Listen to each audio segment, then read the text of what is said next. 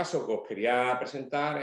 otro paciente, también se llama Antonio, como el anterior, aunque no lo he dicho, un paciente que acude a la consulta con un problema similar. En este caso, el paciente, el motivo de la consulta es que había roto la pieza 12. Había roto la pieza 12 y venía, pues bueno, pues simplemente a ver si le podíamos hacer un empaste o podíamos arreglar. Estas son las imágenes oclusales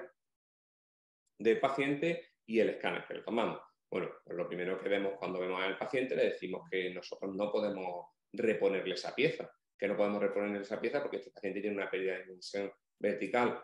bastante significativa, tiene unos desgastes, podríamos decir, severos en el sector anterior y le explicamos que esa pieza la ha partido no por una... no lo ha partido porque tuviese una caries, sino porque tenía una carga y porque se había comido el diente y al final, al comerse el diente, simplemente lo que ha hecho ha sido partir la pequeña cara vestibular que quedaba en la pieza 12. Le hacemos entender el problema que tiene, que hay que recuperar esa dimensión vertical que ha perdido el paciente, recuperar esa dimensión vertical, recuperar esa altura y reponer todo el esmalte que ha perdido en las piezas, sobre todo fundamentalmente en las piezas anterosuperiores, ¿no? Que son las que están más desgastadas también por esa clase 2 que tiene el paciente. En este momento, bueno, pues tomamos unos registros iniciales para ver un poco cómo es la función de nuestro paciente. Al tomar esos registros, bueno, pues vemos que realmente el paciente está algo desequilibrado. Estas imágenes son diferentes a las otras porque es el software nuevo de Titan, el otro era el software antiguo, y estas imágenes son con el software nuevo. Ahí vemos como, bueno, el impacto está realmente elevado, 188,37, es un valor muy alto que nos hace pensar, bueno, pues que hay una disminución hay una disminución significativa de la dimensión vertical. Es verdad que los valores de prevalencia de los temporales y los maseteros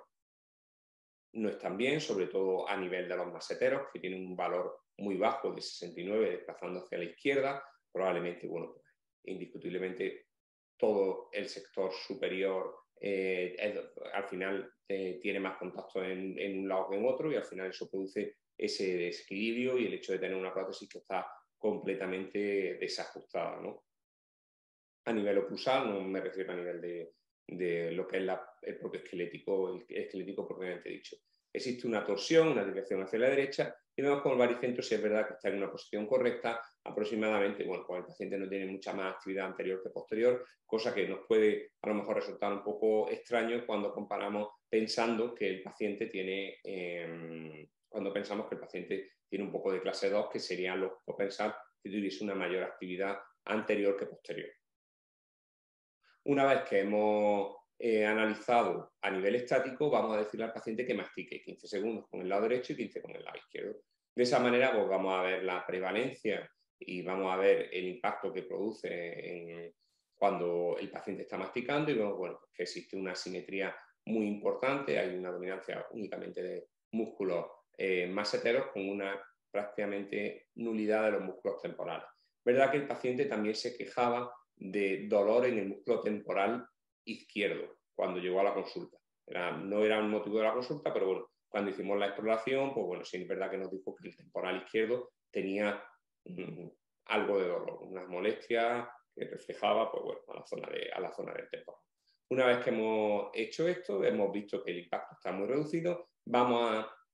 intentar aumentar la dimensión vertical y vamos a intentar rehabilitar a nuestro paciente con otra dimensión vertical diferente. Lo primero que hacemos en este caso, bueno, pues es decirle al paciente, vamos a hacerle al paciente una férula muscular para incrementar esa dimensión vertical, ver si el paciente pudiese más o menos tolerarla, ver si conseguimos equilibrar al paciente muscularmente y ver si de esta manera tampoco aparece ninguna sintomatología a nivel articular, ningún clic o ninguna cosa que nos pueda hacer pensar o cambiar del plan de tratamiento. Hacemos nuestra férula muscular, vemos que funciona bien, que tiene nuestro arco gótico, que no produce ningún problema, en máxima interpupulación solo aparece un punto y vamos a comprobar de esta manera, bueno, pues vemos que realmente en la férula muscular cuando la colocamos intentar tomar registros con Titan, pues bueno,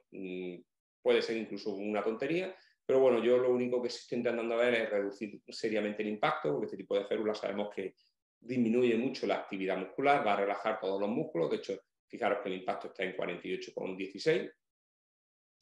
un impacto realmente bajo, y obviamente no va a haber mucho equilibrio, porque bueno, al final es un punto lo que estoy dando y realmente tiene que haber un desplazamiento hacia la zona posterior, porque obviamente tengo un contacto único al antes, los músculos posteriores están intentando cerrar porque no llegan, llegar es una cosa completamente imposible. Esta célula la adaptamos al esquelético que tiene el paciente y con esto está funcionando el paciente un mes aproximadamente para descartar que aparezca ninguna patología y ver si el paciente de esa manera mejora muscularmente.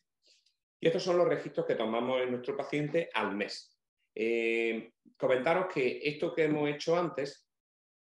es lo mismo que le hicimos al primer paciente que he enseñado. El problema es que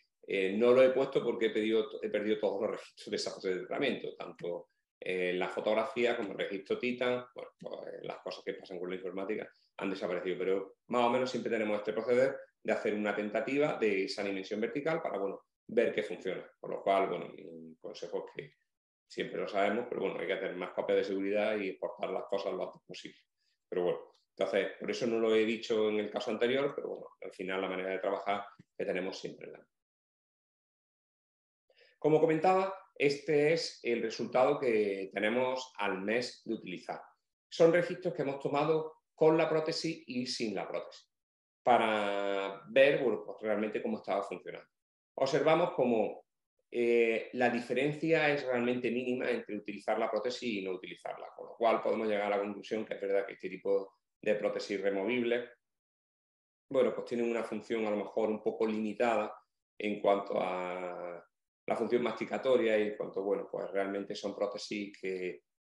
su función, hoy en día existiendo otras maneras de rehabilitar a los pacientes, pues sería mejor, pero bueno, todos sabemos que también hay que adecuarse un poco a la economía de cada paciente para intentar ofrecerle un tratamiento digno. Tampoco podemos dejar a los pacientes desahuciados porque no se pongan implantes. Volviendo al caso, observamos como el impacto está en unos valores normales, 91,4 sin la prótesis y, 91,4 con la prótesis, sin la prótesis y 89,73 sin la prótesis, perdón, es que yo lo veo en una pantalla muy chiquitilla y no se ve exactamente. Con la prótesis y sin la prótesis. Vemos cómo la prevalencia del lado derecho e izquierdo están dentro de unos valores normales, tanto con prótesis como sin prótesis, como el baricentro también está bastante bien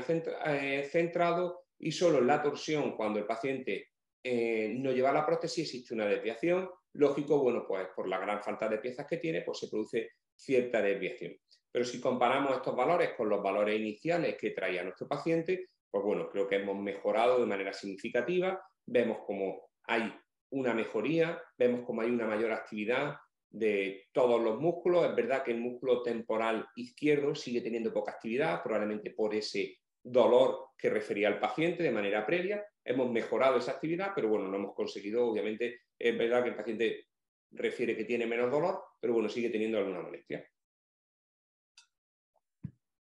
De esta manera,